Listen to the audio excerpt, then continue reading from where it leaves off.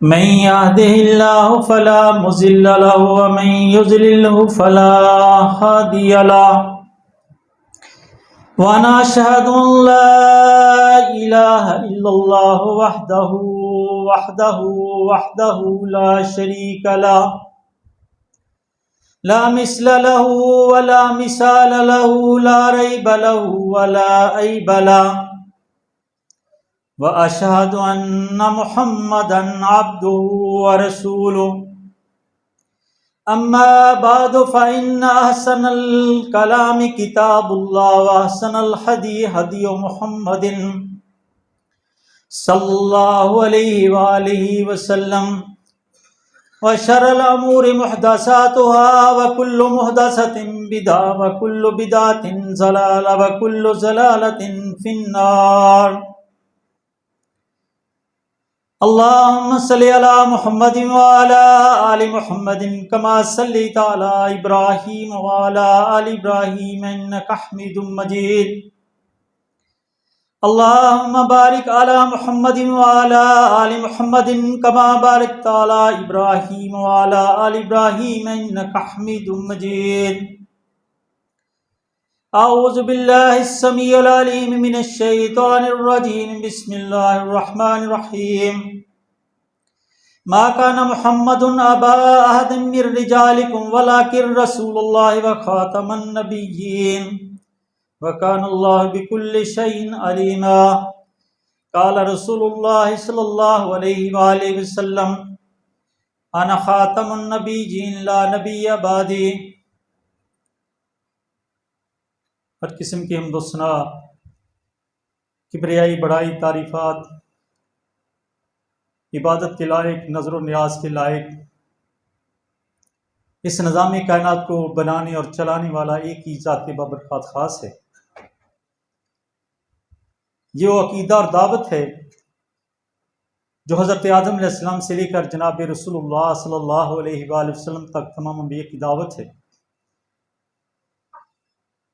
جتنے بھی انبیاء اس دنیا میں تشریف لائے، آنے کا مقصد الہکم الہ واحد، اپنے الہ کی پہچان کروانی ہے۔ تمہارا الہ کون ہے، تمہارا داتا کون ہے، تمہیں بیٹیاں بیٹے کون دینے والا ہے، فاعبدوہ، اسی کی عبادت کرنی ہے۔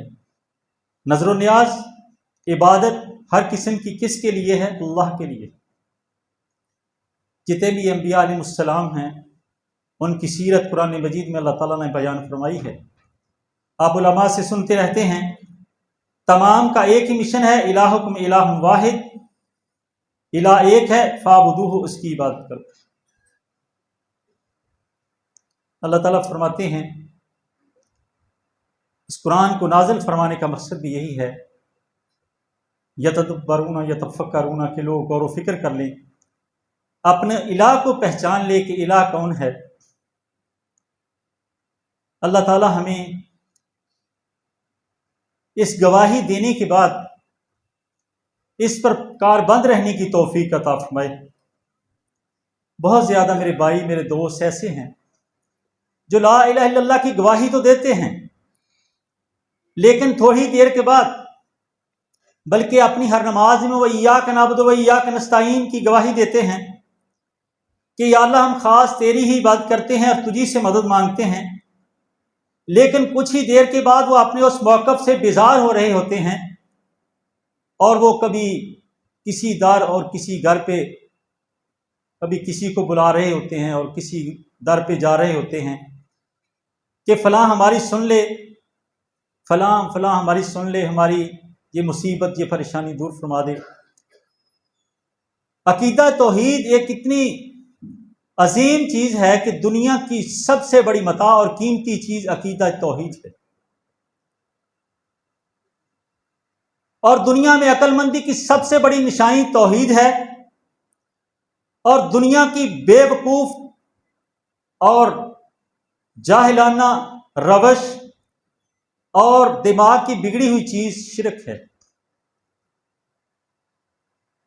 ادنا سے ادنا بندہ بھی کسی کے پاس 2-4 دن گزار لے، یہ تو بندہ ہے، ایک پالتو جانور جس کو ہم کتا کہتے ہیں، اس کو آپ پالتے ہیں وہ اپنے مالک کو پہچانتا ہے۔ ایک بچہ جس کو ہم نہ سمجھ کہتے ہیں وہ بھی اپنی والدہ کے علاوہ کسی کو ماں نہیں کہتا۔ بہت زیادہ عورتیں بٹھا دی جائیں، بچے کو چھوڑ دیا جائے، وہ اپنی ماں کے پاس جائے گا۔ یہ بچہ اس مشرک سے تو یہ بچہ عقل میں بہتر ہے جو اپنی ماں کو پہچانتا ہے، اور یہ بڑا ہو کر بھی اپنی الہ کو نہیں پہچانتا، کبھی کسی دار اور کبھی کسی گھر پہ۔ اللہ تعالیٰ محفوظ فرمائے۔ بہت زیادہ درود و سلام پیغمبر اعظم آخر رحمت للعالمین جناب رسول اللہ صلی اللہ علیہ وآلہ وسلم کی ذات گرامی پر، کہ جن کا ایک ایک لمحہ ہمارے لیے اسوہ حسنہ ہے۔ ہماری نماز، روزہ، زکوٰۃ، حج، تمام عبادتیں اس وقت تک نہ عبادت کہلوا سکتی ہیں نہ بن سکتی ہیں جب تک طریقہ رسول کے مطابق نہ ہو جائیں، اور ہماری ضروریات زندگی، کھانا پینا ہماری ضرورت ہے، سونا ہماری ضرورت ہے، بازار میں جانا ہماری ضرورت ہے، لیکن اگر یہ طریقہ رسول کے مطابق ہو جائیں، جس طرح رسول اللہ علیہ وسلم نے بتلایا ہے کہ سونے کی دعائیں یہ ہیں وہ پڑھی جائیں، تو میرا سونا بھی عبادت بن سکتا ہے۔ جو رسول اللہ علیہ وسلم نے آداب بتلائے ہیں کہ بازار میں کس طرح جایا جائے، اگر ان آداب کے ساتھ میں بازار جاؤں تو میرا بازار جانا بھی عبادت بن سکتا ہے۔ اور اللہ تعالیٰ نے اسی لیے تو فرمایا ہے لَقَدْ كَانَ لَكُمْ فِي رَسُولِ اللَّهِ أُسْوَةٌ حَسَنَةٌ، ہر معاملے میں جناب رسول اللہ علیہ وسلم کی زندگی تمہارے لیے بہترین نمونہ ہے۔ اللہ تعالیٰ ہمیں ہر عمل میں جناب رسول اللہ صلی اللہ علیہ وآلہ وسلم کا طریقہ اپنانے کی توفیق عطا فرمائے۔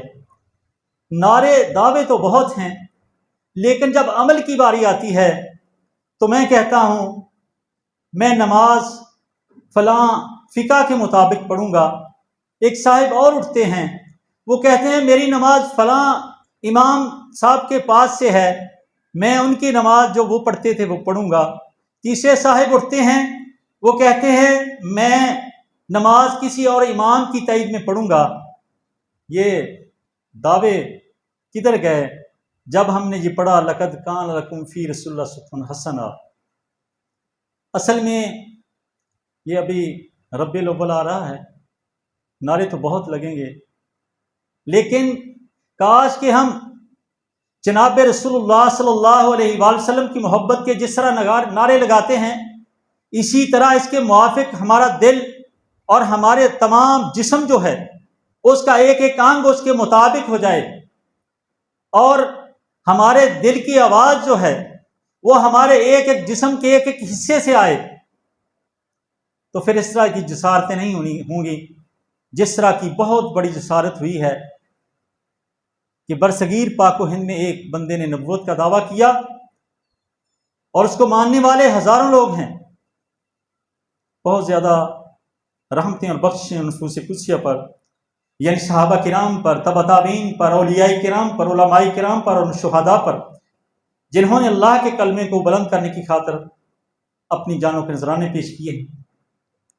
حضرات، میرا آج کا موضوع بھی ختم نبوت کے حوالے سے ہی ہے۔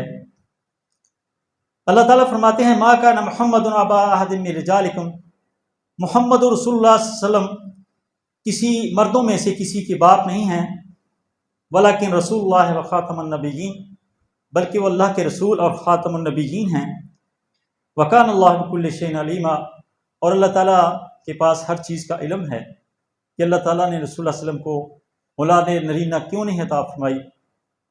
رسول اللہ صلی اللہ علیہ وسلم نے فرمایا انا خاتم النبیین لا نبی بعدی، میں خاتم النبیین ہوں، میرے بعد کوئی نبی نہیں آئے گا۔ 6 ستمبر 1974 کو پاکستان میں ایک بندہ جس نے برصغیر پاک و ہند میں اعلان کیا تھا کہ میں رسول اللہ علیہ وسلم کے بعد نعوذ باللہ نبی ہوں، اس امت کو غیر مسلم قرار دیا گیا، اقلیت قرار دیا گیا۔ میرا ایک چھوٹا سا سوال ہے کہ اگر پاکستان کی اسمبلی جو ہے وہ مرزا قادیانی کی امت کو غیر مسلم قرار نہ دیتی تو کیا یہ غیر مسلم نہیں تھے؟ کیا پاکستان کے قانون بننے سے ہی یہ غیر مسلم قرار پائے ہیں؟ نہیں بھائیوں، قانون تو بنا ہے 1974 میں، جس دن سے اس بندے نے نبوت کا دعویٰ کیا اس دن سے ہی علماء نے اس چیز پر بڑا زور دیا کہ یہ بندہ غیر مسلم ہے اور اسلام سے خارج ہے۔ اور ایک بات یاد رکھیں، یہ لوگ ظاہراً اپنے آپ کو ڈائریکٹ یہ نہیں کہتے کہ ہم جناب رسول اللہ صلی اللہ علیہ وسلم کو نبی نہیں مانتے، مرزا قادیانی کو نبی مانتے ہیں، اس طرح ڈائریکٹ کبھی بھی کسی بندے نے اپنی دعوت کا آغاز نہیں کیا۔ بلکہ پچھلے دنوں ایک ساتھی نے مجھے سوال کیا کہ مولوی صاحب آپ کہتے ہیں کہ قادیانی رسول اللہ علیہ وسلم کو نبی نہیں مانتے، فلاں سکول میں ایک قادیانی عورت ہے اور وہ بچے کہتے ہیں کہ وہ بہت زیادہ کلمہ پڑھتی ہے، لا الہ الا اللہ محمد رسول اللہ کہتی ہے، ہر وقت پڑھتی رہتی ہے، آپ کہتے ہیں وہ رسول اللہ علیہ وسلم کو نبی نہیں مانتے، وہ کلمہ کیوں پڑھتی ہے؟ شاید آپ کے ذہن میں نہ ہو، یہ ایک بہت بڑا المیہ ہے کہ ہمیں علم نہیں ہے، ہم قرآن و حدیث کا علم حاصل نہیں کرتے ہیں، اور پھر اس کے بعد ہمارے مقابلے میں جو لوگ ہیں ان کا بھی علم ہمیں نہیں ہوتا۔ فیصل آباد میں ایک مسجد میں انہوں نے اپنے معبد خانے میں مرزائیوں نے، قادیانیوں نے لا الہ الا اللہ محمد رسول اللہ لکھ دیا۔ مسلمانوں نے مقدمہ دائر کیا کہ جب سے ان کو اقلیت قرار دیا گیا ہے، مسلمانوں کی کوئی بھی، اسلام کی کوئی بھی شاعر یہ استعمال نہیں کر سکتے، تو یہ رسول اللہ صلی اللہ علیہ وسلم کے نام کو اور کلمہ کو جو ہماری بیس اور بنیاد ہے اس کو لکھ کے استعمال کر رہے ہیں۔ چیف جسٹس رفیق تارڑ صاحب تھے، عدالت میں دونوں فریقوں کو بلایا گیا، انہوں نے کہا جی ہم نے لا الہ الا اللہ محمد رسول اللہ ضرور لکھا ہے، لیکن ہم اس سے مراد محمد رسول اللہ صلی اللہ علیہ وسلم لیتے ہیں۔ مسلمانوں کا یہ موقف تھا کہ آپ محمد رسول اللہ صلی اللہ علیہ وسلم مراد قادیانی لیتے ہیں، احمد قادیانی۔ انہوں نے کہا آپ کے پاس کوئی ثبوت ہے تو پیش کرو۔ اب مسلمانوں کے پاس اس وقت کوئی ثبوت نہیں تھا، دعویٰ دائر ہو گیا تھا۔ چیف جسٹس نے کہا کہ آپ کے پاس اگر کوئی دلیل ہو تو لے کے آؤ۔ مرزا قادیانی کا ایک پامفلٹ ہے محمد کی حقیقت، اس میں وہ کہتا ہے کہ میرے بعد جو بھی لا الہ الا اللہ محمد رسول اللہ پڑھے گا اس سے مراد میں محمد ہوں، نعوذ باللہ من ذالک۔ لا الہ الا اللہ محمد رسول اللہ پڑھنے سے کوئی معاملہ نہیں ہے، بلکہ وہ محمد سے مراد میں محمد ہوں۔ یہ چھوٹا سا پامفلٹ ہے اس کا، یہ مل نہیں رہا تھا، تقریباً 6 ماہ لگے اس کو ملنے میں۔ 6 ماہ کے بعد دوبارہ تاریخ پڑھی تو بتایا گیا کہ محمد کی حقیقت میں مرزا قادیانی یہ لکھتا ہے کہ میں محمد رسول اللہ سے مراد میں محمد ہوں۔ چیف جسٹس رفیق تارڑ صاحب نے 95 لگائی اور کہا کہ اس کلمے کو مٹا دیا جائے، اور آئندہ سے اگر کوئی بھی قادیانی کہیں بھی لا الہ الا اللہ محمد رسول اللہ لکھے یا پڑھے یا اپنی دعوت میں پیش کرے تو اس پر 95 لگے گی، یعنی اس نے گستاخی کی ہے محمد رسول اللہ صلی اللہ علیہ وسلم کی، اس نے غلام احمد قادیانی کے مقام پر، رسول اللہ صلی اللہ علیہ وسلم کے مقام پر غلام احمد قادیانی کو لے کے آیا۔ تو یہ حقیقت ہے کہ شاعر اسلام میں سے قادیانی اس کے بعد کچھ نہیں لکھ سکتے، نہ منار بنا سکتے ہیں، نہ ایسی چیزیں اذان وغیرہ وہ ساری چیزیں نہیں کر سکتے ہیں جو اسلام کے شاعر میں سے۔ لیکن یہ ہمیں کس طرح متوجہ کرتے ہیں، ہمیں کس طرح گمراہ کرتے ہیں، ہمارے بچوں کو کس طرح کرتے ہیں، اس حوالے سے وہ اپنے بچوں کو تیار کرتے ہیں، پڑھاتے ہیں۔ 10 سال کے بچے کے لیے تعلیم کا نصاب الگ ہے، 18 سال کے بچے کے لیے تعلیم کا نصاب الگ ہے، خواتین کے لیے الگ ہے، مردوں کے لیے الگ ہے۔ میں اور آپ کتنا پڑھتے ہیں؟ کسی یہودی نے کہا تھا مسلمانوں کی سب سے پہلی وحی اقرا ہے کہ پڑھو، لیکن مسلمان پڑھتے نہیں۔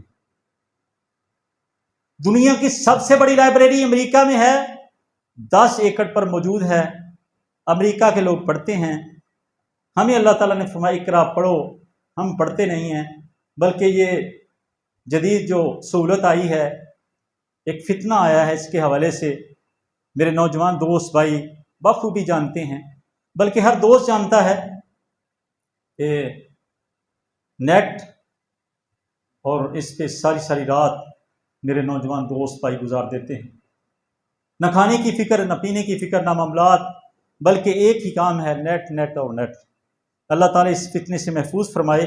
رسول اللہ علیہ وسلم ایک دعا فرمایا کرتے تھے، اللہم انی اسألک علما نافعا۔ کون دعا فرما رہے ہیں؟